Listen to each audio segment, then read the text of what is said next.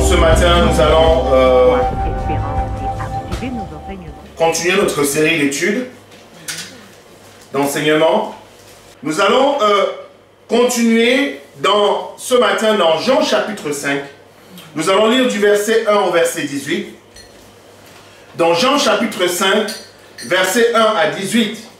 Donc, je vais lire la parole de Dieu et j'aimerais que vous lisiez à haute voix pour que la caméra puisse capter votre voix.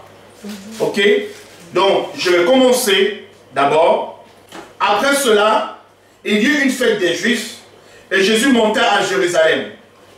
Or, à Jérusalem, près de la porte des brebis, il y a une piscine qui s'appelle en hébreu Bethesda et qui a 5 portiques. Sous ces portiques étaient couchés un grand nombre de malades, des aveugles, des boiteux, des paralytiques qui attendaient le mouvement de l'eau. Car un ange descendait de temps en temps dans la piscine et agitait l'eau. Et celui qui y descendait le premier, après que l'eau ait été agitée, était guéri, quelle que fût sa maladie. Donc, je lis le verset 5. Là se trouvait un homme malade depuis 38 ans. Donc, qui prend le verset 6 et lit à haute voix. Oui, Curtis. Jésus le vit couché et sachant qu'il était malade depuis longtemps, il lui dit, « Veux-tu être guéri ?»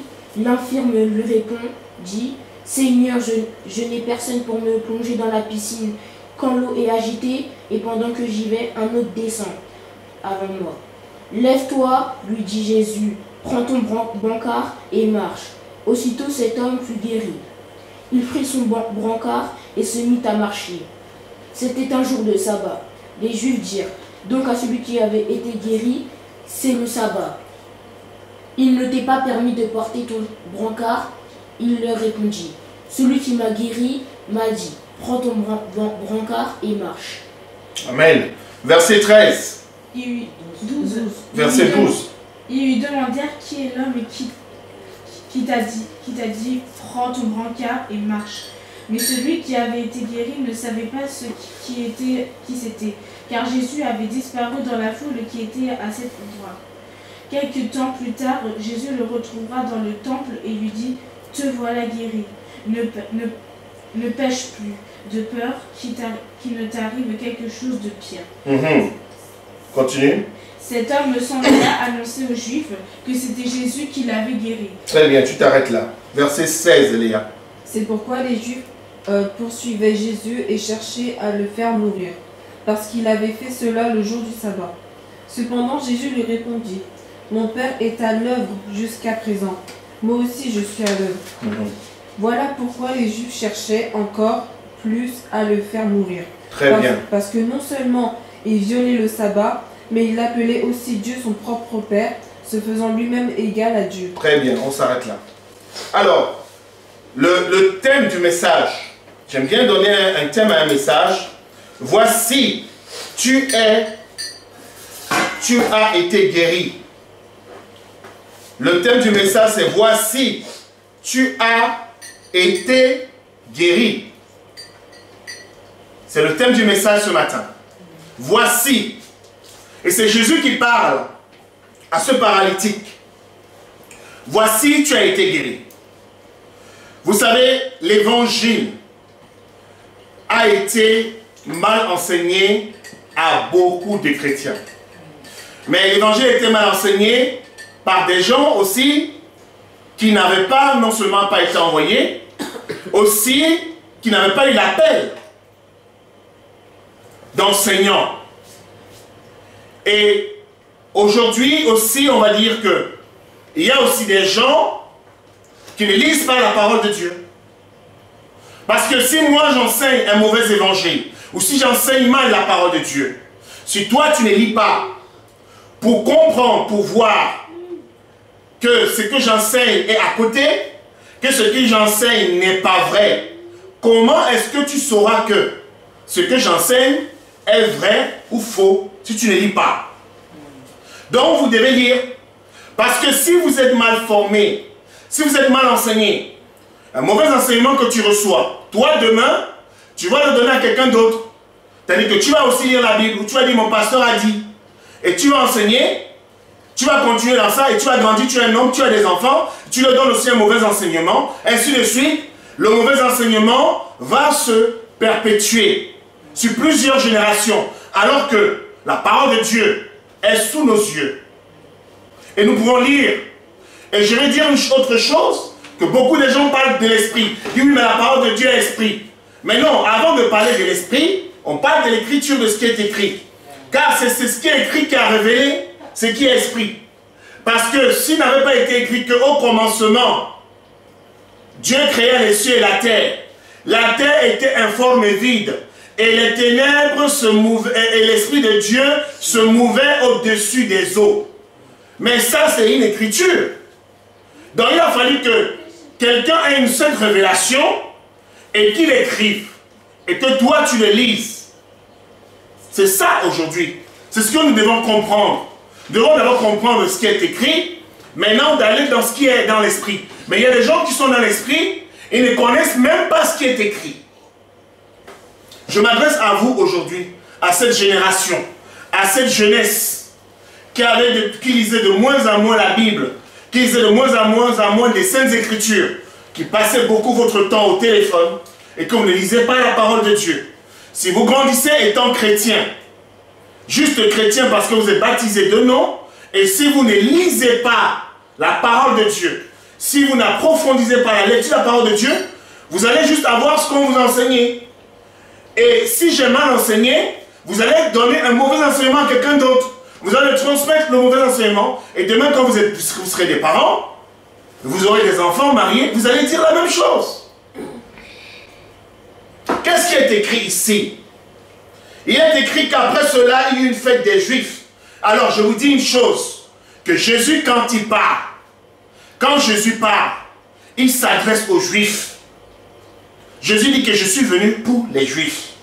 Mais les disciples ont reçu l'enseignement du Christ et l'ont amené vers les nations. Donc, celui qui a amené la parole de Dieu, écoutez ça, c'est aussi un cours d'histoire que je donne. Celui qui a amené la parole de Dieu, l'évangile de Jésus, c'est Paul.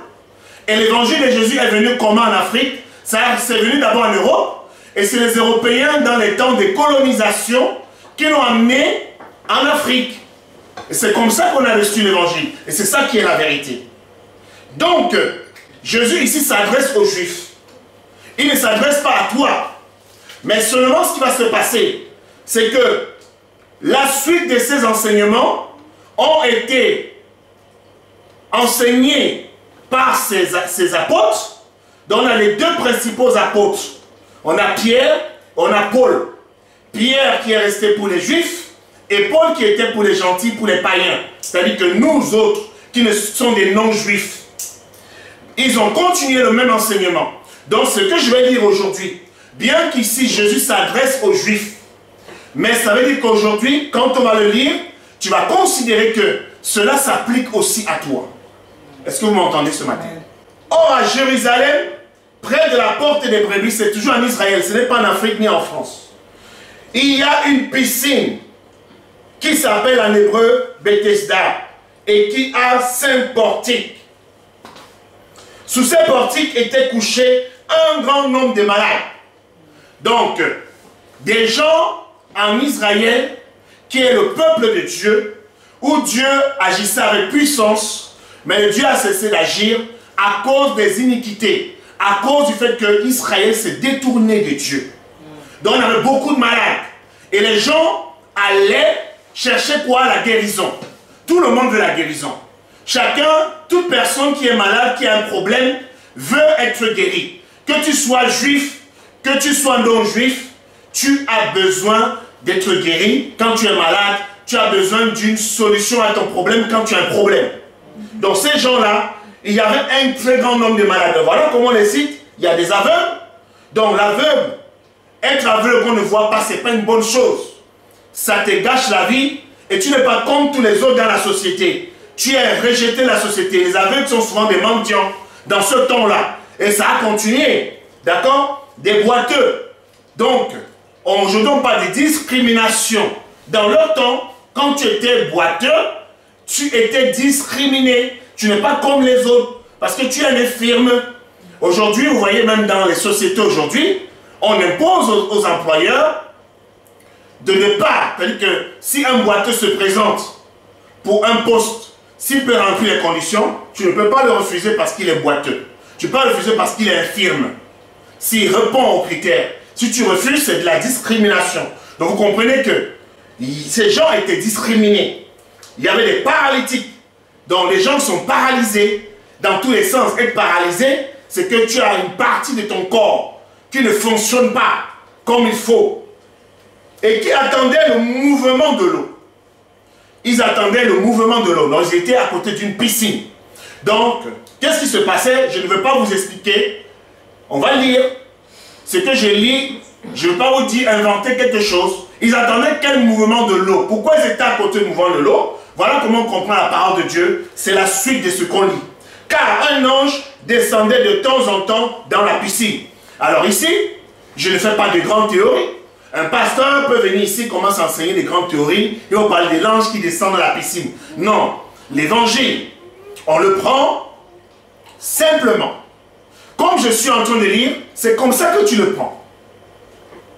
On dit que il y avait des gens qui étaient malades, qui étaient à côté d'une piscine et qui voulaient une guérison. Voilà comment ça se passe. Et ils venaient à côté de la piscine, pourquoi? Parce qu'ils attendaient un mouvement de l'eau. Et on dit quoi par la suite? Il n'y a rien de mystérieux, c'est ce qu'on lit. Car un ange descendait de temps en temps dans la piscine. Et il agitait l'eau. Donc c'est cette eau-là, cet agitement de l'eau qui crée le mouvement de l'eau. Et celui qui descendait le premier après que l'eau avait été agitée était guéri, quelle que fût sa maladie. Donc, c'est ça encore ici, le principe de la limitation de la guérison. C'est-à-dire que on peut être mis autour de l'eau. On est tous malades. On recherche une guérison. Mais l'ange descend pour agiter l'eau. En ce temps, les anges descendaient comme aujourd'hui, les anges se manifestent. Donc cet ange-là, il ne venait pas guérir au nom de Jésus. C'était un ange certainement guérisseur, un ange qui avait des pouvoirs, c'est-à-dire qu'il descendait dans l'eau, il agitait l'eau, et le premier qui tombe, c'est lui qui est guéri. C'est-à-dire que si moi je tombe, si on est 1000, si je tombe dans l'eau, je suis guéri. Ceux qui tombent après moi ne sont pas guéris. Est-ce que c'est comme ça que vous comprenez ce texte? Vous le comprenez ici ou pas? Car un ange descendait de temps en temps dans la piscine et agitait l'eau. Et celui, on n'a pas dit et ce, on dit et celui qui descendait le premier. Donc, c'est le premier qui descend. Le premier, après que l'eau avait été agitée, était guéri, quelle que soit sa maladie. Donc, vous comprenez que c'est une seule personne qui est guérie. Et c'est le premier. Dieu n'est pas un Dieu qui vient opérer une guérison de manière arbitraire. Il n'est pas un Dieu qui est limité. Il n'est pas un Dieu, c'est-à-dire que quand il veut faire une guérison, il va dire, bon, je vais guérir Curtis, mais je ne peux pas guérir Enzo parce que mon pouvoir est fini. Est-ce que vous avez compris? Si je vais guérir, si le Seigneur veut guérir, il guérit tout le monde dans la salle. Non, Jésus n'a pas dit que le premier qui s'avance à moi, vers moi, c'est la personne qui est guérie. Et donc ceux qui vont venir après lui, il ne peut pas les guérir, non. Si tu as une maladie, quel que soit ton problème, Jésus peut te guérir. Donc Jésus va remplacer la piscine. C'est-à-dire qu'on n'a plus besoin d'attendre l'ange, au bon vouloir de l'ange. Ou quand l'ange va venir agiter la piscine, et que c'est le premier qui tombe qui est guéri. Jésus lui-même, qui est le Fils de Dieu, qui est Dieu lui-même, vient vers le paralytique. Il a vu qu'il est malade depuis très longtemps. Il lui pose la question, veux-tu être guéri? Le malade lui répondit, Seigneur, je n'ai personne pour me jeter dans la piscine quand l'eau est agitée. Et pendant que j'y vais, un autre descend avant moi. Ce n'est pas la question qu'on lui a posée. On lui a posé une question, est-ce que tu veux être guéri? Jésus ne t'a pas demandé de lui raconter ton histoire. Parce que Jésus connaît ton histoire. Est-ce que vous avez compris? Et il y a des choses, c'est que quand nous voulons nous approcher de Dieu, nous devons être simples. Sachez que quand nous venons voir Dieu, nous voulons lui exposer notre problème. Dieu connaît déjà le problème. Avant même qu'on ouvre la bouche. Il connaît ta situation. Il connaît ton parcours. Donc, quand on est devant le Seigneur, soyons brefs. Jésus lui-même dit, ne multiplions pas des vaines paroles dans la prière. Ne multiplions pas des vaines paroles. Soyons simples, précis et concis. Est-ce que vous avez compris? Soyons simples. Dieu connaît déjà ton problème. Donc ne commence pas à raconter ta vie. On ne lui a pas demandé de raconter sa vie. Jésus lui pose une simple question. Veux-tu être guéri? Et le malade lui répondit, Seigneur, je n'ai personne pour me jeter dans la piscine quand l'eau est agitée. Et quand j'y vais, un autre descend avant moi. Ben oui, parce que tu ne peux pas courir plus vite. Oui, parce que tu n'es pas posé dans une bonne position. Parce que ceux qui sont venus avant, ils ont pris les meilleures places au bord de la piscine. Parce que dès que ça s'agite, c'est le premier qui se jette. Donc vous comprenez, Jésus est venu changer les choses. Jésus est venu améliorer la vie des gens. Il n'est même pas venu améliorer, il est venu transformer. Il est venu transformer. C'est-à-dire qu'il n'y a plus besoin de protocole, il n'y a plus besoin de passer par là, par tel. Tu n'as plus besoin d'attendre que l'ange vienne agiter. Tu n'as plus besoin d'attendre que ton pasteur vienne. C'est ce que nous allons lire tout à l'heure. C'est-à-dire que si le Saint-Esprit habite en toi, ta vie est changée et transformée. Regardez par la suite. Qu'est-ce qui est écrit? Jésus lui dit, lève-toi, lui dit Jésus, prends ton lit et marche. Aussitôt cet homme fut guéri. Depuis, Jésus le trouva dans le temple. Donc cet homme est resté dans le temple. Et lui dit, voici, tu as été guéri. Ne pêche plus, de peur qu'il ne t'arrive quelque chose de pire. Cette maladie que cet homme avait était liée à un péché. Ça peut être peut-être ses parents, je ne sais pas quel âge cet homme avait, on dit qu'il était malade depuis 38 ans. Alors soit il a commis un péché qui l'a paralysé, qui a fait qu'il est resté dans cet état jusqu'à 30 ans, jusqu'à ce qu'il rencontre Jésus, soit ça vient des parents, on ne sait pas, c'est des suppositions. Mais quoi qu'il arrive, Jésus, le fait de l'expliquer pourquoi, je pense que c'est un rapport avec le péché, parce que rien ne dit que quand tu es un enfant de Dieu, ou que tu es baptisé, que tu reçois le Saint-Esprit en toi, rien ne dit que tu ne peux pas tomber malade. Et si tu tombes malade, ça n'a pas de rapport parce que tu as péché. Si tu deviens né de nouveau, enfant de Dieu, baptisé du Saint-Esprit, et que tu tombes malade, ça peut arriver, ce n'est pas un rapport parce que tu as péché. Donc Jésus lui dit ici, ne pêche plus, de peur qu'il ne t'arrive quelque chose de pire. Donc il insiste. Donc ça veut dire que quand il dit non seulement ne pêche plus, il aurait pu s'arrêter là. Qu'est-ce qui me conforte de dire que sa paralysie était en rapport avec le péché, parce qu'il avait péché, parce que Jésus lui dit de peur qu'il t'arrive quelque chose de pire. Écoutez, nous allons lire dans Matthieu chapitre 12, versets 43 à 46. Lorsque l'esprit impur est sorti d'un homme, il va par des lieux arides, cherchant du repos, et n'en trouve point. Alors il dit, je retournerai dans la maison d'où je suis sorti. Et quand il arrive, il la trouve vide, balayée et ornée. Et il s'en va et prend avec lui 7 autres esprits plus méchants que lui. Ils entrent dans la maison et s'y établissent. Et la dernière condition de cet homme est pire que la première. Il en sera de même pour cette génération méchante. Jean chapitre 5, verset 14. Voilà ce que Jésus dit. Depuis, Jésus le trouva dans le temple et lui dit, voici, tu as été guéri. Donc, ne pêche plus. Le péché, c'est quoi? Le péché, c'est la rébellion. Et quand tu n'as pas Jésus en toi, tu peux être possédé d'un démon. Est-ce que vous m'entendez? Donc, je vous dis que, par contre, un enfant de Dieu, ça nous allons le lire après. Quand tu es baptisé du Saint-Esprit, un démon ne peut pas habiter dans ton corps. Parce que Dieu ne cohabite pas avec les démons. Mais tu peux pécher. C'est-à-dire que, comment est-ce qu'on peut pécher en ayant le Saint-Esprit?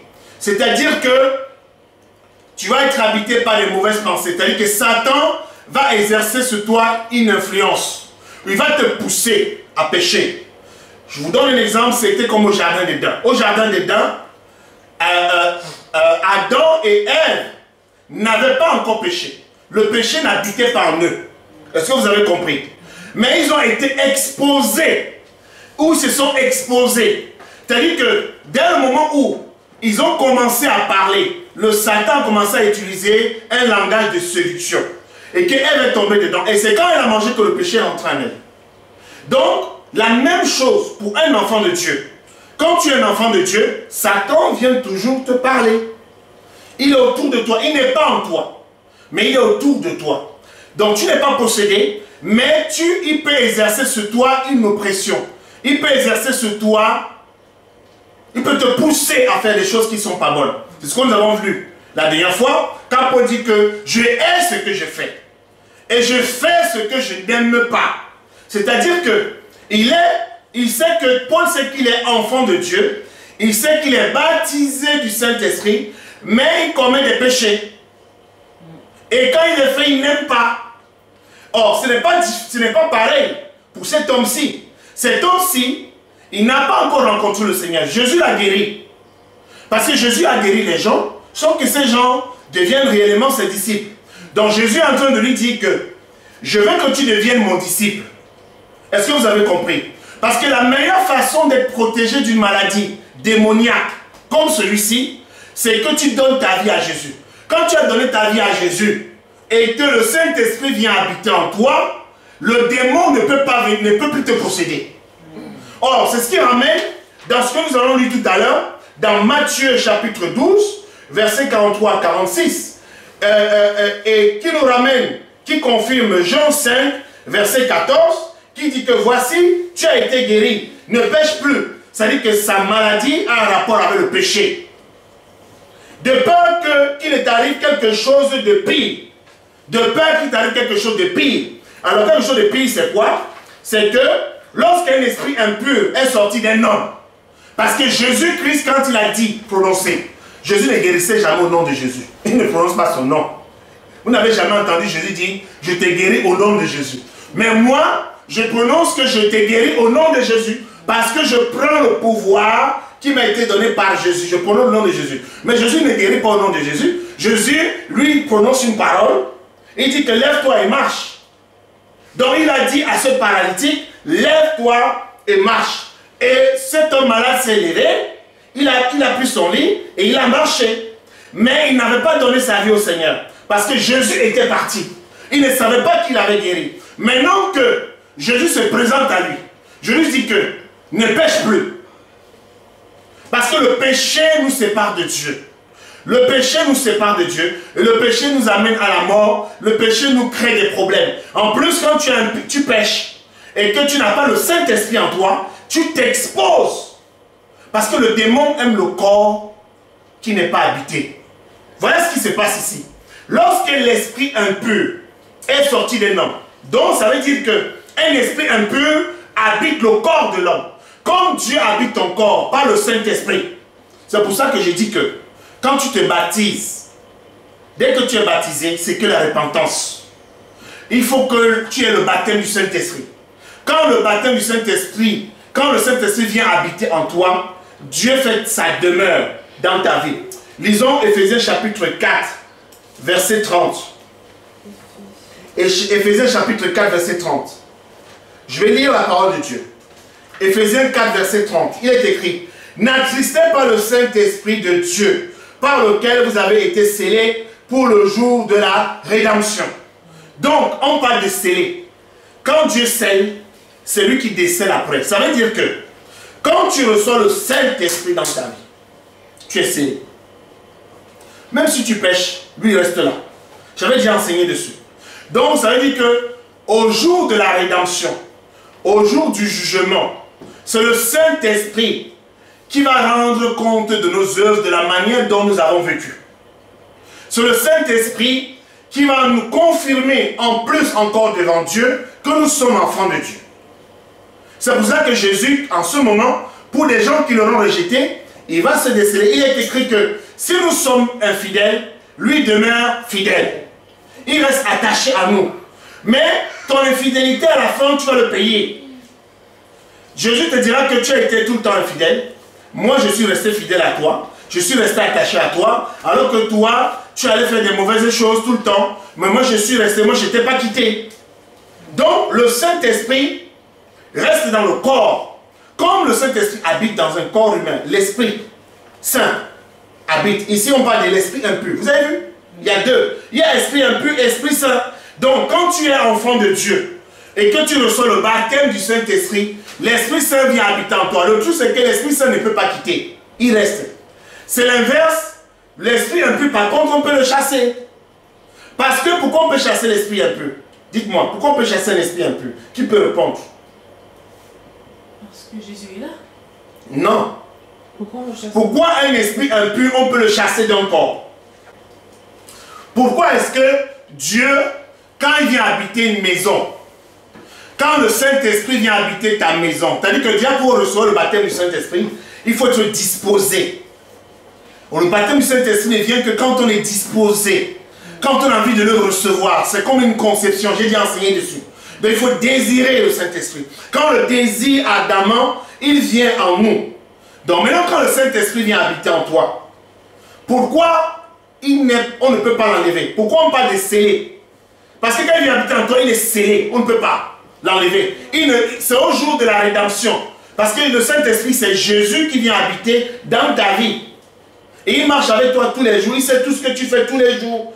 Et ce jour, le jour de la rédemption, le jour du jugement, et maintenant il va se séparer de toi si tu as été infidèle. Mais pendant que tu es vivant, il reste fidèle, même si toi tu es infidèle. Donc maintenant je dis que pourquoi malgré ça Jésus-Christ reste, il ne part pas, et que le démon, lui on peut le chasser d'un corps? Personne ne sait. Qui a créé l'homme? Il est tout puissant. Oui, il est tout puissant, mais qui a créé l'homme? Il y avait.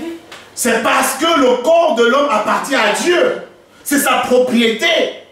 Est-ce que quelqu'un peut me chasser de ma maison? C'est comme si je suis ici. Quelqu'un vient dire sors. Tu me dis je suis sorti pourquoi? C'est ma maison. Donc même si ma maison est sale, même si ma maison n'est pas bien, je vais vivre dedans. Parce que c'est ma maison. Par contre, un étranger qui vient ici, que je trouve qu'il est rentré dans ma maison, parce que j'étais absent, quand je viens, je le chasse. Et je vais lui dire de partir. Je vais lui prononcer le droit. Je dis que tu es ici pourquoi? Parce qu'on m'a invité. Ok, sors. Parce qu'on m'a invité, ce n'est pas ta maison. Est-ce que c'est ta maison? Il m'a dit non, ce n'est pas ma maison. Non. Mais c'est parce qu'on m'a dit de venir. Celui qui était là m'a dit, maintenant tu pars. Est-ce que vous comprenez? Quand quelque chose est à toi, personne ne peut discuter de ça avec toi. Donc nous appartenons à Dieu. Donc ça veut dire que Dieu peut habiter en toi. Il ne part pas s'il vient réellement habiter. Par contre, un démon peut le chasser parce qu'un démon, c'est un esprit impur, c'est un ange. Donc, il vient habiter un corps. Ce n'est pas sa maison. Ça ne lui appartient pas. Est-ce que vous avez compris maintenant? Est-ce que vous avez compris la réponse? Donc, la réponse, c'est simple. C'est qu'un esprit impur, quand on vient le chasser, on ne dit pas. L'esprit impur, vous vous rappelez le fou de Guédara. Le fou qui dormait dans les cimetières, on le liait avec des chaînes. On était lié avec des chaînes. Et il brisait les chaînes. Il dormait que dans les cimetières. Quand il a vu Jésus, les démons ont vu Jésus. Ils ont dit à Jésus, qu'est-ce que tu viens nous tourmenter avant le temps? Jésus leur a commandé de sortir. Il leur a dit que, ben, tu veux que nous ayons où? Jésus, les démons ont dit à Jésus, permets-nous d'aller dans les pourceaux. Et ils sont allés dans les pourceaux. Et les pourceaux sont jetés au-delà d'une falaise. Et le fou est devenu normal parce que le démon est sorti de lui. Donc Jésus peut commander un démon de sortir. Toi aussi au nom de Jésus, tu peux commander un démon de sortir. Parce que le démon va sortir. Parce que le démon c'est qu'il n'est pas chez lui. Ce n'est pas sa maison, ça ne lui appartient pas. L'homme n'appartient pas à Satan. L'homme a été créé par Dieu. C'est Dieu qui est notre créateur. Nous appartenons à Dieu. Satan vient juste profiter. Donc ici, lorsque l'esprit impur est sorti d'un homme, il ne va pas des lieux arides, chercher du repos et n'en trouve pas. Parce que l'être humain résiste à la présence du démon, plus qu'un animal.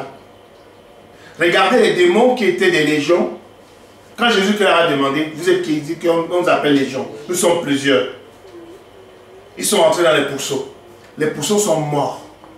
Les poussons ne peuvent pas supporter. Un animal ne peut pas supporter. Pourtant, le porc est sale. Le symbole de la saleté, comme c'est un peu présenté, comme certains gens disent que les démons sont entrés dedans parce que c'est des porcs. Mais regardez, écoutez bien, c'est que, entre-temps, les démons étant entrés dans les corps ne sont pas restés dedans. Les porcs sont morts.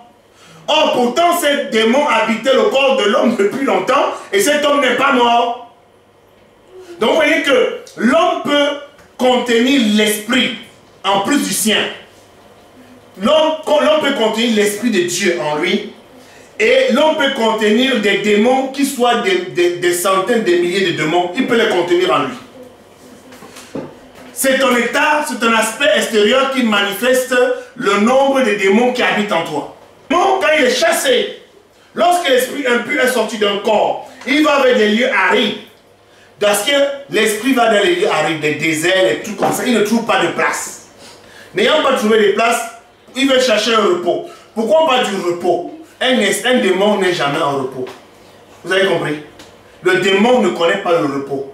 Parce que depuis que Satan a chuté, il sait que sa fin est proche. Satan ne dort pas. Satan ne connaît pas le repos. Toi, tu te lèves la journée, tu travailles, tu viens, tu dors le soir. Le Seigneur veille sur toi. Satan travaille 24 sur 24. Tu ne te fais pas de soucis. Satan, lui, se fait des soucis. Satan est rempli de soucis. Il sait que son heure est comptée. Il ne connaît pas le repos. Il va amener un maximum de personnes en enfer. Il travaille pour ça. Donc le démon, il habitait un corps. Il était bien dans ce corps. Maintenant, on est venu le chasser. C'est Jésus qui parle ici. Ce n'est pas un disciple de Jésus qui parle de ça. C'est Jésus qui dit que lorsque l'esprit impur est sorti d'un homme, il va par des lieux arides, cherchant du repos, et n'en trouve point. Alors il dit, je retournerai dans la maison d'où je suis sorti. Donc ton corps, c'est une maison. La Bible dit que nous sommes le temple du Saint-Esprit. Donc si ta vie n'est pas le temple du Saint-Esprit, si tu n'as pas le Saint-Esprit en toi, tu es exposé à des mauvais esprits. Et quand ces mauvais esprits sont dans ta vie, c'est compliqué. Ça te torture, ça te fait faire des choses qui ne sont pas bonnes. Donc je continue. Alors, il dit qu'il va retourner dans sa maison, où il est sorti. Et quand il arrive, il a trouvé vide, balayé, orné. Donc c'est ce que Jésus parle ici à ce paralytique. Maintenant, voici maintenant tu es guéri. Ne pêche plus. Parce que quand Jésus a guéri cet homme, il faut maintenant, sa maison est vide. Il faut que cet homme reçoive Jésus dans sa vie. Quand tu reçois Jésus dans ta vie, Jésus vient maintenant habiter dans ton cœur. Il vient habiter dans ton corps. Il devient maître des lieux. Vous savez que quand un démon vient ici, il va trouver qu'il y a déjà un propriétaire. Il va trouver qu'il y a déjà quelqu'un. Mais si Jésus vient, toi tu viens ici, tu viens seulement à l'église, tu chantes, tu lis la parole de Dieu. Après le reste, Jésus n'est pas dans ton cœur, mais c'est Satan qui va prendre ton cœur. C'est Satan qui va occuper ton cœur. Et tu auras toujours des mauvaises pensées, tu auras toujours des pensées d'échec, tu auras toujours une vie qui n'est pas bonne, tu auras toujours des problèmes. Pourquoi? Parce que dans ton cœur, tu ne laisses pas Jésus habiter. Tu as laissé Jésus habiter dans ton cœur. Si Jésus habite ton cœur, s'il vient habiter ton cœur, quand le démon vient, il n'y a plus de place. Qu'est-ce qui est écrit par la suite? Quand il trouve que la maison est ornée et balayée. Donc toi, tu as orné la maison, tu as balayé la maison. Pour qui? Tu as orné la maison, tu as balayé la maison pour qui? Jésus vient de guérir un malade de la paralysie. Il lui dit que ne pêche plus, de peur que ta situation devienne pire. Donc maintenant le démon qui est sorti du corps, le démon qui donnait cette maladie, il va revenir. Et quand il revient, il trouve que la personne n'a pas Jésus en elle. Si le démon vient, il voit que tu n'as pas, que toi tu penses que au Game Boy, au foot, aux balades, tout ça, ce sont les démons de toutes ces choses-là. Tu penses que tu n'as que des mauvaises pensées, tu n'as que des mauvaises paroles, tu es quelqu'un d'agressif. Tous ces trucs-là, ce sont des démons qui font ce genre de choses. Et tu continues. Je lis. Le démon maintenant s'en va. Et il prend avec lui 7 autres esprits plus méchants que lui. Donc vous avez compris. Les démons ont une solidarité.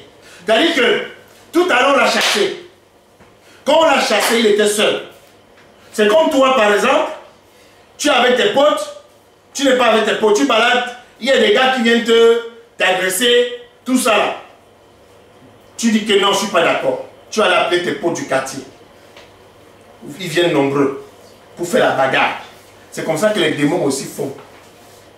Les démons, quand tu l'as tapé une fois, tu vas pas le taper 2 fois.